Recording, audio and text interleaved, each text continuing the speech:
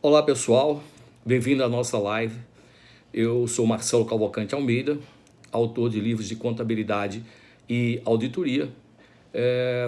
Tenho uma experiência de mais de 40 anos em Big Four, sendo nos últimos 25 anos como sócio de auditoria.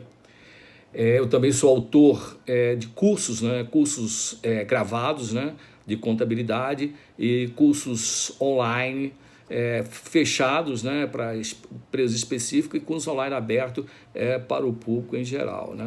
Hoje nós vamos discutir nessa live sobre quais participações societárias estariam dentro do escopo do CPC 15 e dessa forma sujeitas a avaliação, quer dizer, sujeito à apuração do ágio. Então, primeiro vamos discutir as participações societárias. Nós temos, quando uma entidade ela adquire uma participação societária, teria 4 classificações de acordo com as normas brasileiras de contabilidade, que é de acordo com as normas do IFRS, tá certo? Essas classificações seriam, primeiro, se ela adquire o controle de uma entidade, seria uma entidade controlada e estaria dentro do escopo do CPC 36, sendo esse investimento avaliado pelo método de equivalência patrimonial. Se ela tem o controle conjunto, quer dizer, com outros investidores dessa empresa, seria uma controlada em conjunto, estaria dentro do escopo do CPC 19, e seria avaliado também pelo método de equivalência patrimonial. Se ela adquire, ela não tem o controle, se ela adquire uma participação societária, ela não tem um controle individual, não tem o controle conjunto, mas ela tem uma influência significativa, seria uma coligada dentro do escopo do CPC 18, estaria avaliado pelo método de equivalência patrimonial.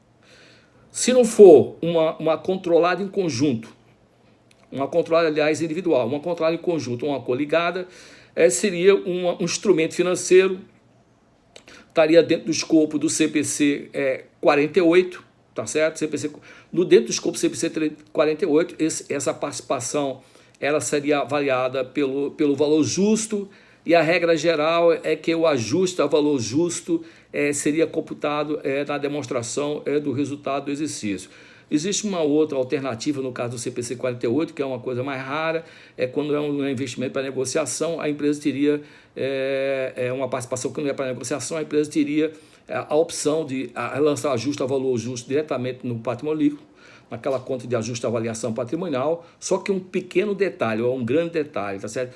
Quando você vê no investimento, aquele valor que vai na conta de ajuste à avaliação patrimonial, ele não é transferido para o resultado, ou seja, ele não recicla. O máximo que ele pode fazer é transferir da conta de ajuste à avaliação patrimonial para a conta, conta, por exemplo, de lucros acumulados.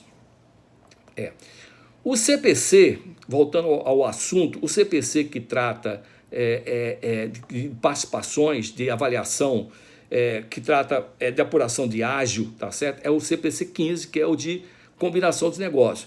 E o CPC 15, ele define o seguinte, que se aplica ao CPC 15, de forma bem resumida, quando o adquirente adquire o controle de um negócio, tá certo? Então, o CPC 15 menciona controle, tá certo? Controle, a palavra-chave é controle. A empresa adquire o controle, quer dizer, o adquirente adquire o controle de um negócio. O controle, tá certo? Que nesse caso só seriam, pelo escopo CPC 15, só seriam as empresas controladas. O controle é quando o adquirente, quer dizer, o comprador, tá certo? Ele gerencia aquela empresa como se fosse dele, tá certo?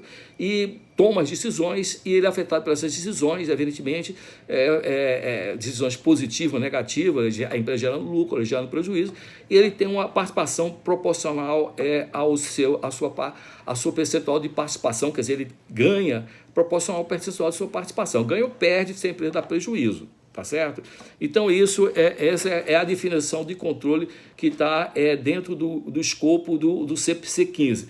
Então, somente as empresas controladas que teriam que aplicar o CPC 15 dessa forma, eventualmente apurar um ágio ou um ganho por compra vantajosa.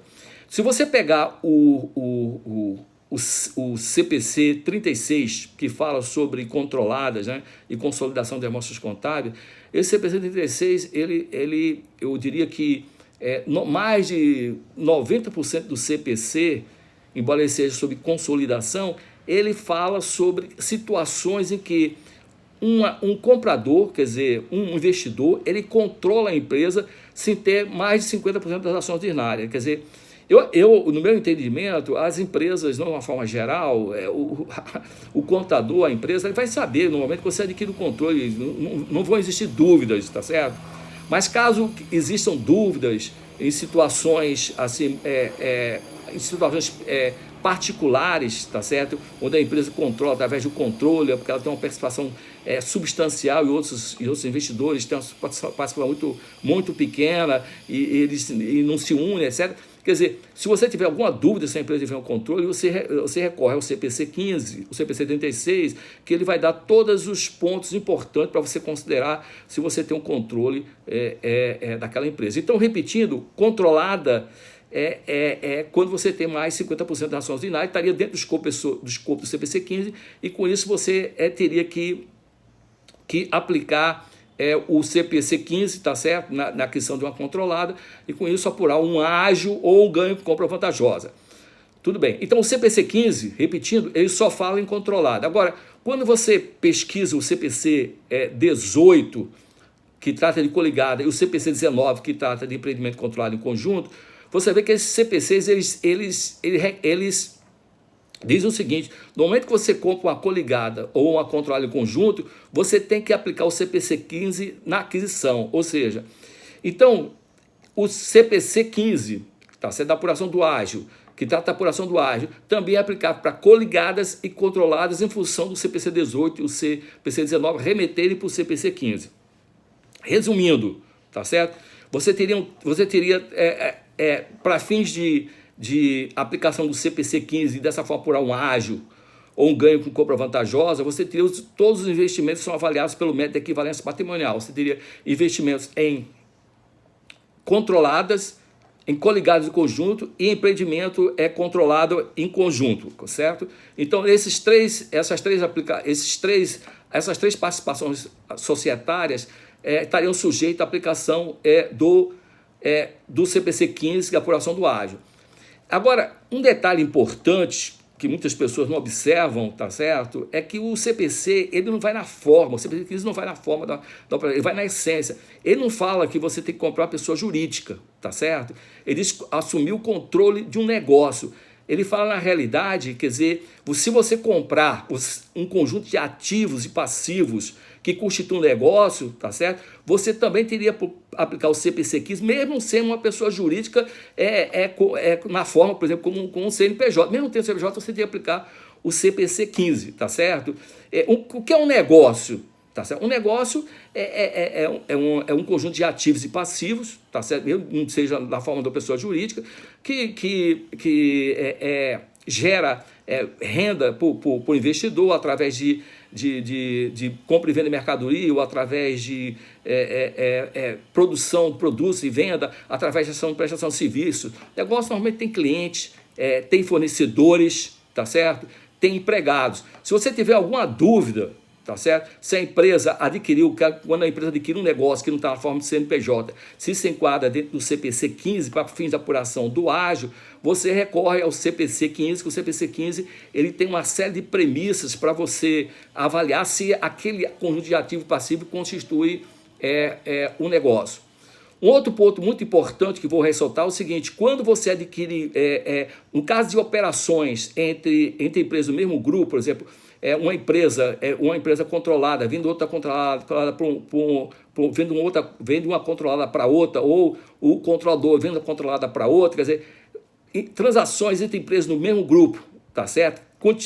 Que está sob o mesmo controle, essas transações estão fora do CPC 15, inclusive gostaria de ressaltar que o IASB ele está emitindo uma norma específica sobre esse assunto, que atualmente está em audiência pública. No Brasil, essas transações sob controle comum, elas são registradas pelo valor de custo.